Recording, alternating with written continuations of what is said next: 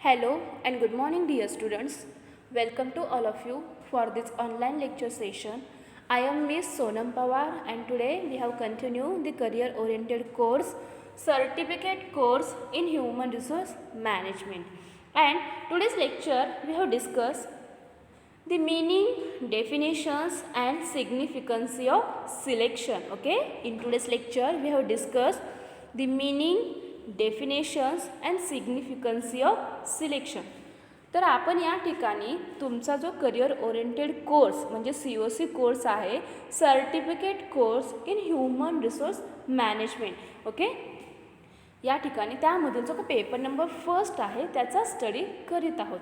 मग या ठिकाणी आजच्या लेक्चर्समध्ये आपण सिलेक्शन म्हणजे काय, ही सिलेक्शनची काही कन्सेप्ट आहे ती नक्की काय आहे, त्याचे मिनिंग, त्याचबरोबर त्याचे काही डेफिनेशन्स आणि सिलेक्शन, एम्प्लॉयचं सिलेक्शन कशासाठी केले पाहिजे, त्याची इम्पॉर्टन्सी काय, त्याचे महत्त्व काय ते डिस्कस करणार आहोत. ओके, आपण या ठिकाणी आजच्या लेक्चर्समध्ये सिलेक्शन म्हणजे काय, त्याचे मिनिंग, त्याचे काही डेफिनेशन्स आणि त्याची सिग्निफिकन्सी मीन्स त्याचे इम्पॉर्टन्सी डिस्कस करणार आहोत. नाव let's C meaning of selection. Selection means what. Okay, selection म्हणजे नक्की काय, तर after identifying the sources of human resources, searching for prospective employees and stimulating them to apply for jobs in an organization, and the management has to perform the function of selecting the right employees at the right time and at the right job position. Okay, selection means what, तर after identifying the sources of human resources, searching for prospective employees and stimulating them to apply for jobs in the organization, and the management has to perform the function of selecting the right employees at the right time and at the right job position.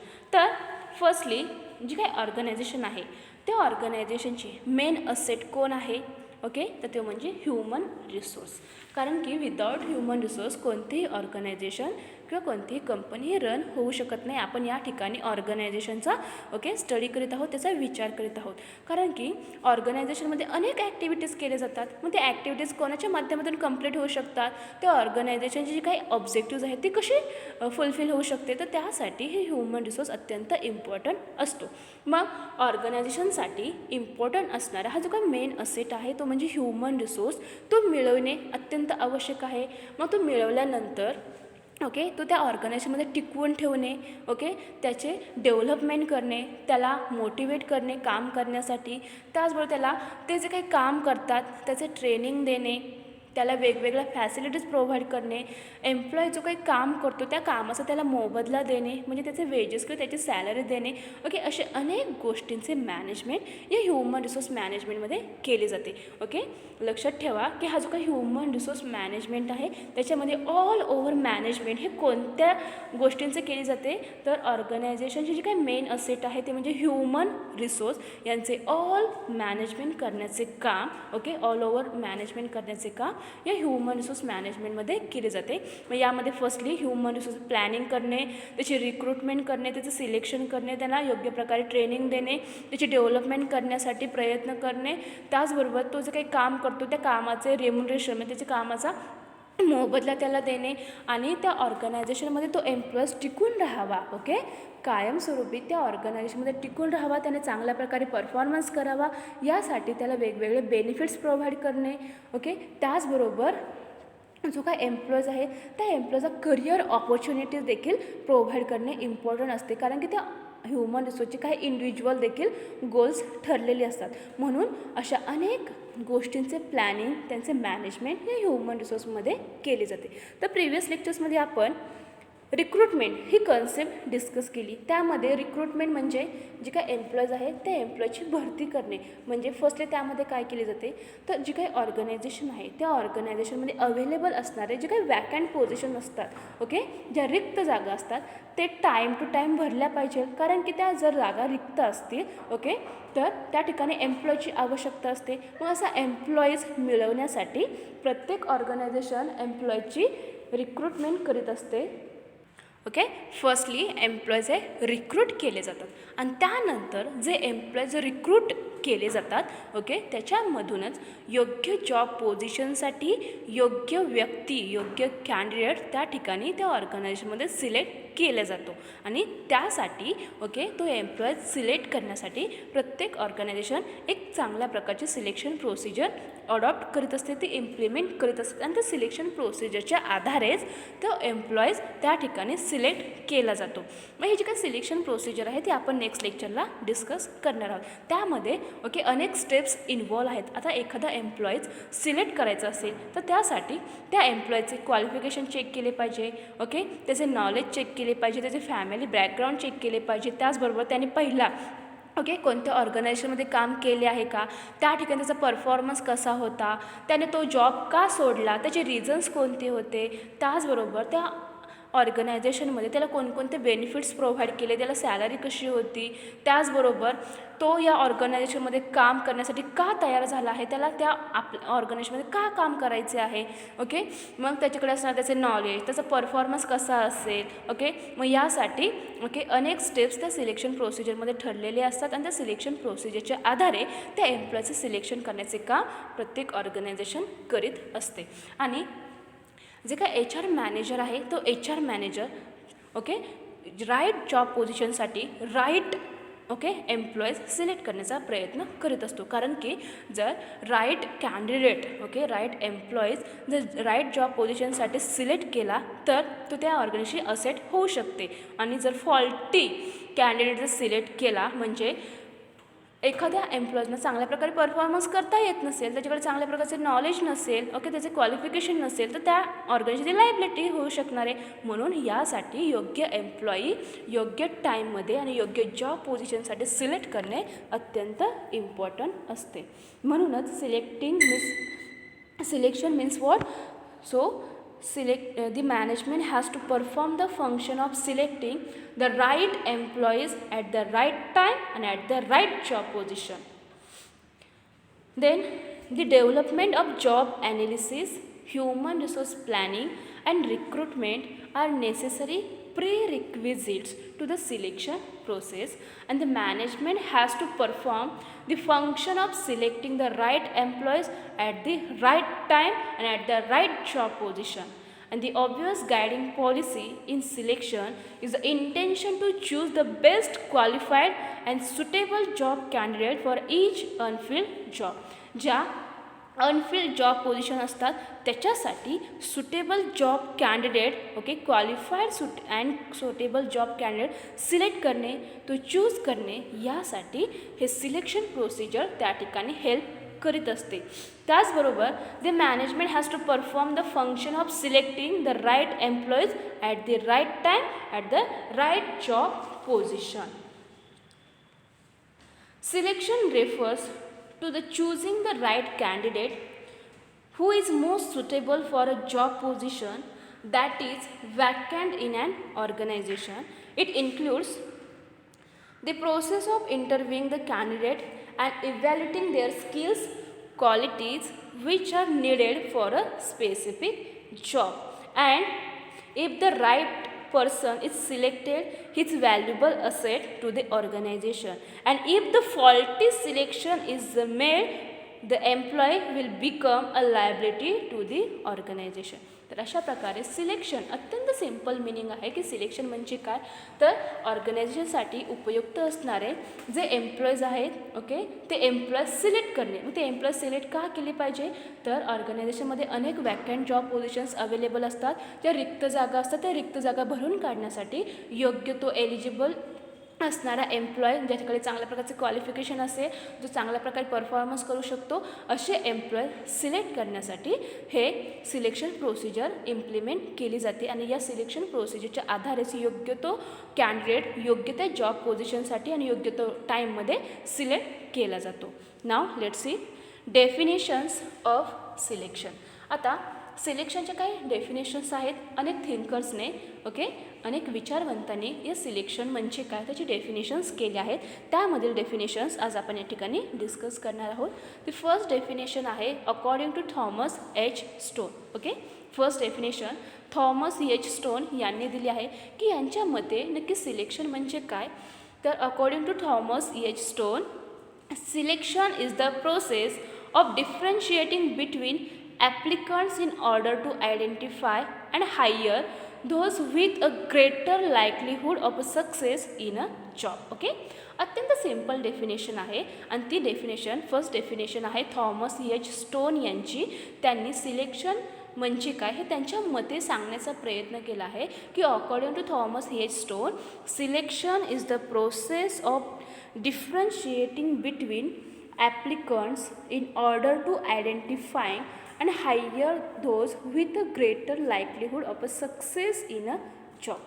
आता जो काही job position आहे, okay, त्या job पोझिशनसाठी right candidates, okay, select करणे and ऑर्गनायझेशनला success मिळवून देण्यासाठी हे सिलेक्शन प्रोसिजर प्रत्येक ऑर्गनायझेशन इम्प्लिमेंट करीत असते आणि याच्यामधून योग्य तो एम्प्लॉईज हायर करण्याचा प्रयत्न केला जातो आणि त्याच्यामधून त्या ऑर्गनायझेशन जे काही ऑब्जेक्टिव्ज असतील ते टाईम टू टाईम, ओके, त्यांना फुलफिल करता यावे, त्यांना अचीव करता यावे यासाठी प्रयत्न केला जातो.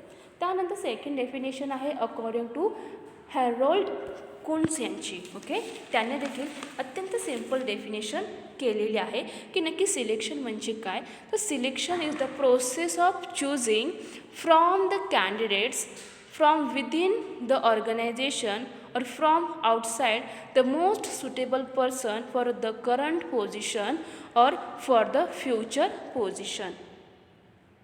ओके, सेकंड डेफिनेशन कोणाची आहे तर हॅरोल्ड कुन्स यांची.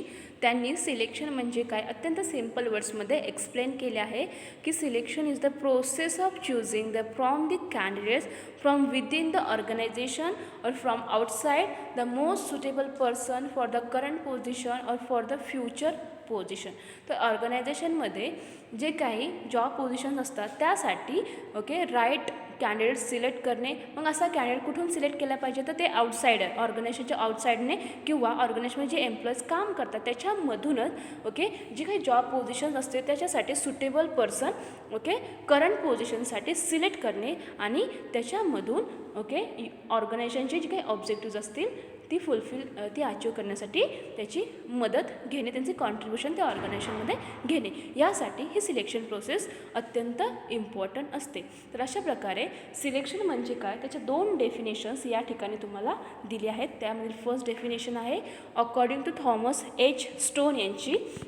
ओके, त्यांनी अत्यंत सिम्पल डेफिनेशन केली आहे की यांच्या मते सिलेक्शन म्हणजे नक्की काय तर selection is the process of differentiating between applicants in order to identify and hire those with a greater likelihood of success in a job.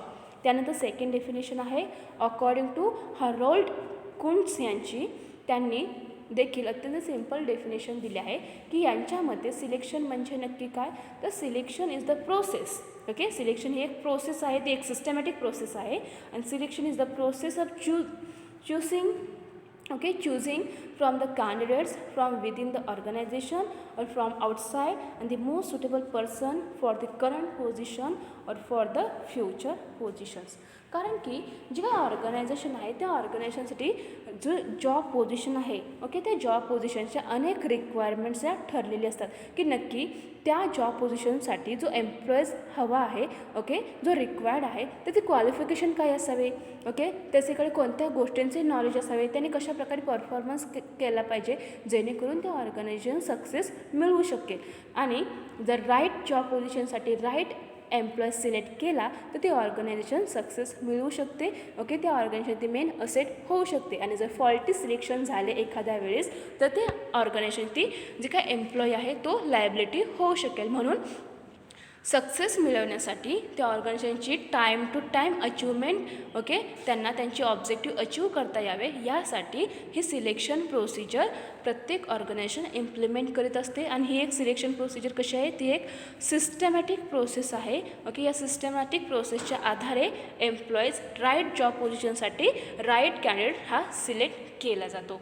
मग या सिलेक्शनचे नक्की सिग्निफिकन्सी काय आहे, त्याची इम्पॉर्टन्सी काय आहे, ते देखील आज आपण या ठिकाणी डिस्कस करणार आहोत की सिलेक्शन, एम्प्लॉयचे सिलेक्शन कशासाठी केले पाहिजे, त्यासाठी ही जी काही प्रोसेस आहे, ती जी काही प्रोसिजर आहे ती काय इम्पॉर्टंट आहे, आणि राईट जॉब पोझिशनसाठी राईट व्यक्तीच का सिलेक्ट केला पाहिजे.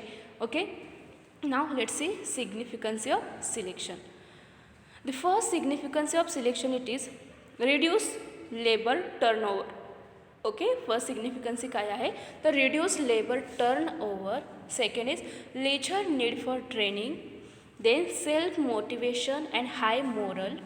then more and better production or leading to profit maximization. And last significance of selection it is good human relations.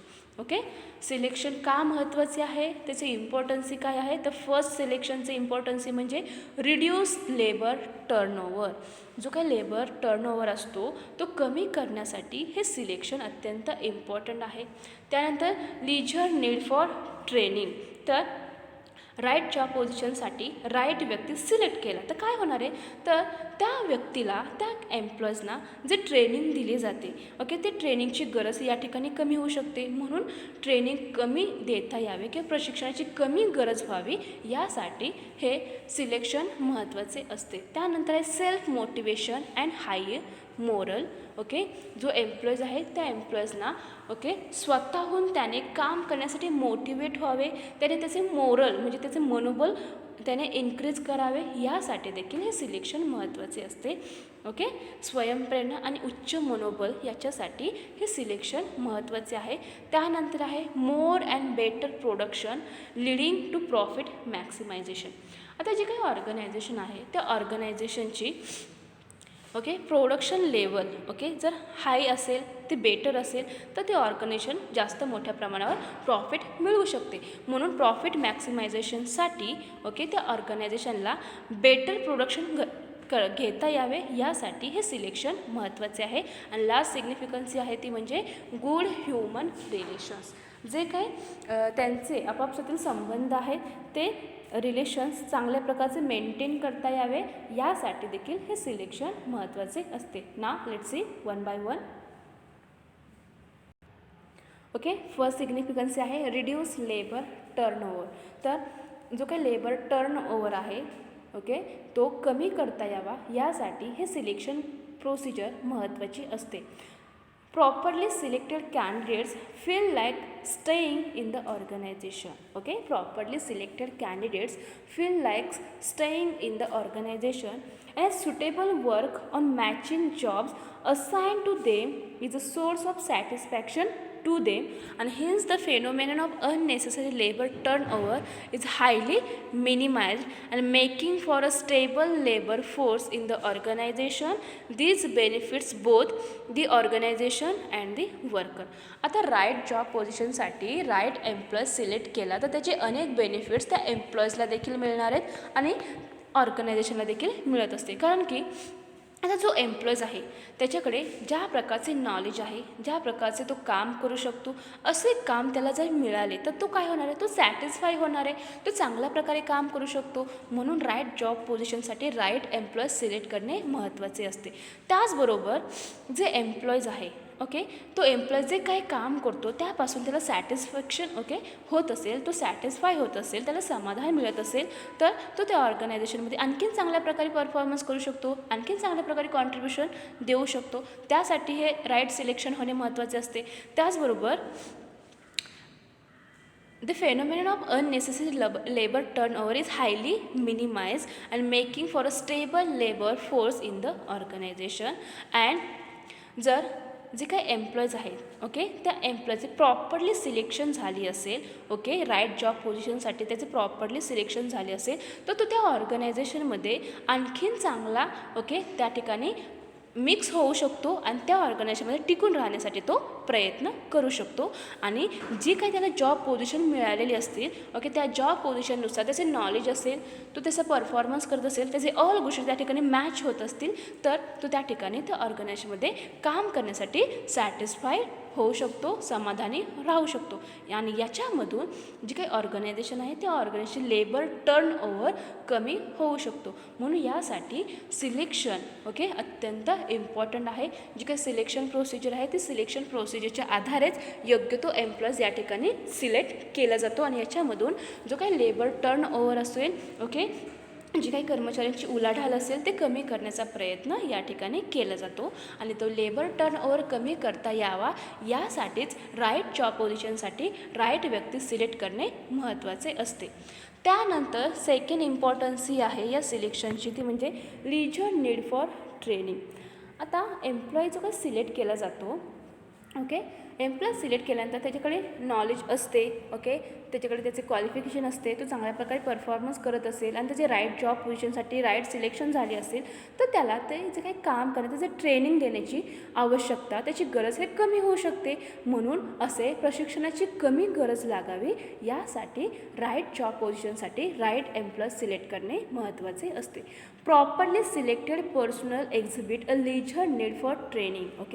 जर एम्प्लॉयचे सिलेक्शन प्रॉपरली झाले असेल तर त्याला जे काही ट्रेनिंग दिली जाते, जे कामाचे प्रशिक्षण दिले जाते ते कमी देण्याची गरज त्या ऑर्गनायझेशनला लागणार आहे. And as their suitability for the jobs to be assigned to them has already been verified through the selection procedure. As their suitability for the jobs to be assigned to them has already been verified through the selection procedure. जे काही job position आहे त्या job पोझिशनसाठी तो employ suitable आहे की नाही हे सर्व त्या सिलेक्शन प्रोसिजरच्या आधारे व्हेरीफाय केले जाते. आणि as such the necessity for arranging routine training programs. As such the necessity for arranging routine training program and for such personnel is rules out saving organization time, efforts and cost involved in conducting such training programs. आता एम्प्लॉईजना कामाचे प्रशिक्षण द्यायचे असेल, त्यांना training द्यायची असेल तर ऑर्गनायझेशनला खर्च करावा लागतो. आणि जर एखादा एम्प्लॉई त्या ऑर्गनायझेशनमध्ये चांगल्या प्रकारचे प्रॉपरली सिलेक्ट केलं असेल तर त्यासाठी त्या ऑर्गनायझेशनला मोठ्या प्रमाणात खर्च करावा लागणार आहे का? तर नाही. म्हणून ऑर्गनायझेशनला त्यासाठी टाईम देखील खर्च करावा लागणार नाही, त्यासाठी प्रयत्न करावे लागणार आहेत. जे काही त्यांचे रूटीन ट्रेनिंग प्रोग्राम असतील त्याचेच फक्त त्या ठिकाणी गरज लागणार आहे. म्हणून त्या ऑर्गनायझेशनचा खर्च वाचावा, त्यांचे एफर्ट्स वाया जाऊ नये किंवा त्यांचा वेळ देखील खर्च होऊ नये यासाठी राईट जॉब पोझिशनसाठी राईट एम्प्लॉई सिलेक्ट करणे महत्त्वाचे असते. आणि यासाठी जी काही सिलेक्शन प्रोसिजर आहे ती सिलेक्शन प्रोसिजर अत्यंत इम्पॉर्टंट आहे. त्याची इम्पॉर्टन्स काय तर एम्प्लॉईजना जी काही ट्रेनिंग दिली जाते ती ट्रेनिंग देण्यासाठी कमी गरज भासावी यासाठी हे सिलेक्शन प्रोसिजर महत्त्वाची आहे. त्यानंतर नेक्स्ट सिग्निफिकन्सी आहे किंवा इम्पॉर्टन्सी आहे या सिलेक्शनची म्हणजे self motivation and high moral. When suitable candidates that is best fits are assigned to matching jobs, such personnel feel self-motivated towards the best performance of their jobs, and the constant state of self-motivation over a period of time helps in building high moral of such personnel for the organization.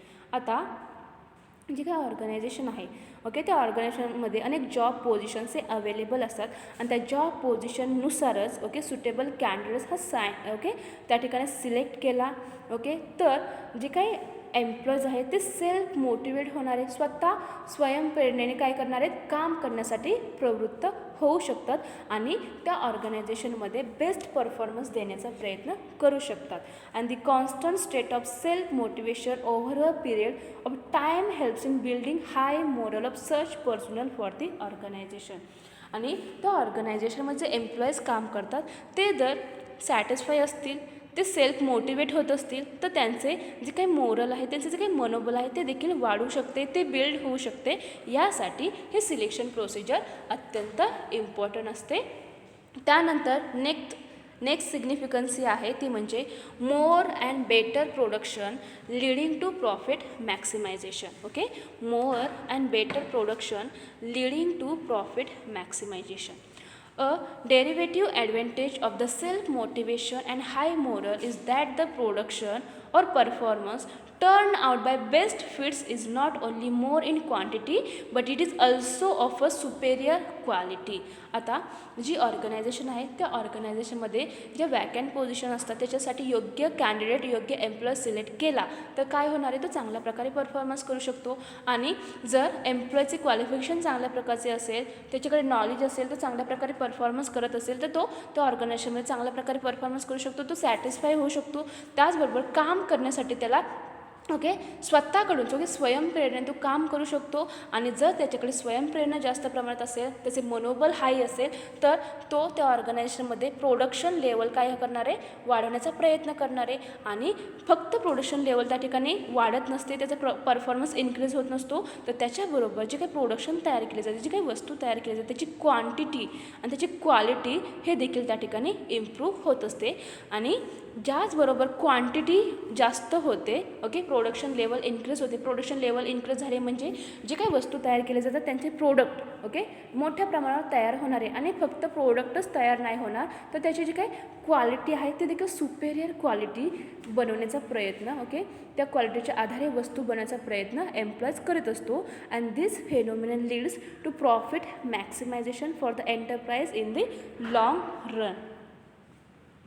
आणि याच्यामुळेच जे काही organisation आहे त्या ऑर्गनचे profit मॅक्सिमायझेशन होण्यास देखील या वर्कर्सची या एम्प्लॉयची मदत होत असते. आणि त्याच्यामधून लाँग रनसाठी असे प्रॉफिट मॅक्सिमायझेशनचे धोरण ती ऑर्गनायझेशन इम्प्लिमेंट करू शकते.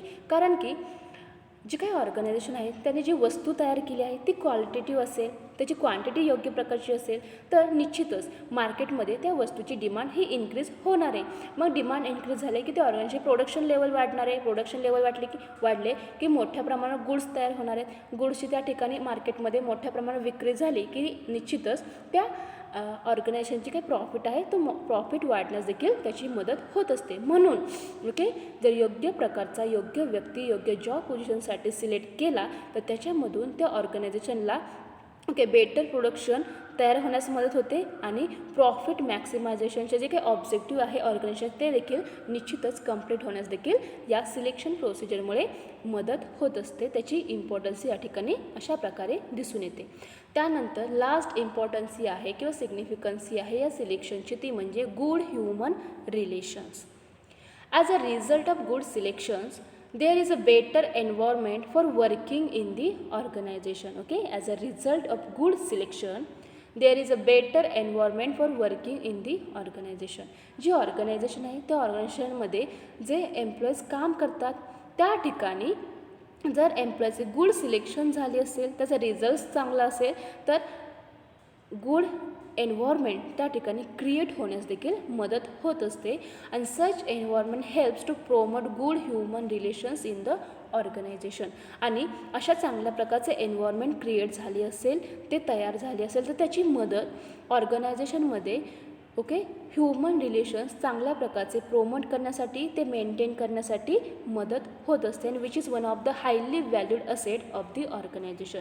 आणि त्या ऑर्गनायझेशनची ही एक most important highly valued assets असू शकते. आणि यासाठी ही सिलेक्शन प्रोसिजर इम्पॉर्टंट असते. तर अशा प्रकारे सिलेक्शन एम्प्लॉयचे सिलेक्शन राईट जॉब पोझिशनसाठी का करणे महत्त्वाचे आहे. त्याचे सिग्निफिकन्सी आपण डिस्कस केली. त्याची सिग्निफिकन्सी कोणती आहे या सिलेक्शनची, ती म्हणजे फर्स्ट सिग्निफिकन्सी आहे रिड्यूस लेबर टर्नओव्हर, सेकंड आहे lesser need for training, third आहे self motivation and high morale, then more and better production leading to profit maximisation, and last is good human relations. तर अशा प्रकारे आज आपण या ठिकाणी या लेक्चरमध्ये सिलेक्शन ही जी काही कन्सेप्ट आहे ती नक्की काय, त्याची मिनिंग, त्याचे डेफिनेशन्स आणि सिलेक्शनचे महत्त्व काय आहे, त्याची सिग्निफिकन्सी काय आहे ते डिस्कस केले आहे. तर फर्स्टली तुम्ही सिलेक्शन म्हणजे काय त्याचे मिनिंग लक्षात ठेवायचं आहे. तर सिलेक्शन म्हणजे नक्की काय, तर राईट जॉब पोझिशनसाठी राईट कॅन्डिडेट राईट टाईममध्ये सिलेक्ट करणे म्हणजेच सिलेक्शन होय. आणि हे एम्प्लॉयचं सिलेक्शन करणे अत्यंत इम्पॉर्टंट असते. त्याचे अनेक इम्पॉर्टन्सी या ठिकाणी आपण डिस्कस केले आहे की एम्प्लॉयचे राईट सिलेक्शन झाले तर कोणते बेनिफिट्स ऑर्गनायझेशनला मिळू शकतात. जर राईट जॉब पोझिशनसाठी राईट एम्प्लॉय सिलेक्ट केला तर तो जे काही काम करतो त्या कामापासून त्या एम्प्लॉयचं समाधान मिळू शकते. तो चांगल्या प्रकारे कॉन्ट्रीब्युशन त्या ऑर्गनायझेशनची जी काही ऑब्जेक्टिव्ज अचीव करायची असतील त्यासाठी देऊ शकतो. चांगल्या प्रकारे परफॉर्मन्स करू शकतो. त्याचबरोबर जर तो जे काही काम करतो त्यापासून समाधानी असेल, ओके, तो सॅटिस्फाय होत असेल तर निश्चितच तो चांगल्या प्रकारचे त्या ऑर्गनायझेशनमध्ये काम करणारे त्याच्यामध्ये प्रोडक्टिव्हिटी लेवल इन्क्रीज होऊ शकते. प्रोडक्टिव्हिटी लेवल इन्क्रीज झाली की निश्चितच ओके तो त्या ऑर्गनायझेशन प्रॉफिट वाढू शकेल. त्याचबरोबर तो जे काही काम करतो त्या कामाची त्याला आवड असेल, तो परफॉर्मन्स चांगला करत असेल तर निश्चितच त्या जी वस्तू तयार केली जाते त्याची क्वालिटी देखील सुपेरियर बनवण्याचा ते प्रयत्न करतात आणि मार्केटमध्ये त्या वस्तूची डिमांड वाढू शकेल. आणि डिमांड वाढले की निश्चितच त्या कंपनीचा त्या ऑर्गनायझेशन प्रॉफिट देखील वाढणार आहे. म्हणून राईट जॉब पोझिशनसाठी राईट व्यक्ती राईट टाईममध्ये सिलेक्ट करणे इम्पॉर्टंट असते आणि हा ह्युमन रिसोर्स प्रत्येक ऑर्गनायझेशनची मेन असेट आहे. आणि राईट जॉब पोझिशनसाठी राईट व्यक्ती सिलेक्ट केला तरच ती ऑर्गनायझेशन सक्सेस मिळवीत असणार आहे. म्हणून यासाठी हे सिलेक्शन अत्यंत इम्पॉर्टंट आहे. त्याचबरोबर जी काही सिलेक्शन प्रोसिजर आहे, एम्प्लॉय सिलेक्ट करायचा असेल तर त्यासाठी एक सिलेक्शन प्रोसिजर असते. ती सिलेक्शन प्रोसिजर नक्की काय, त्यामध्ये इन्व्हॉल्व असण्याचे काही स्टेप्स आहेत ते आपण नेक्स्ट लेक्चरला डिस्कस करणार आहोत. Okay, thank you.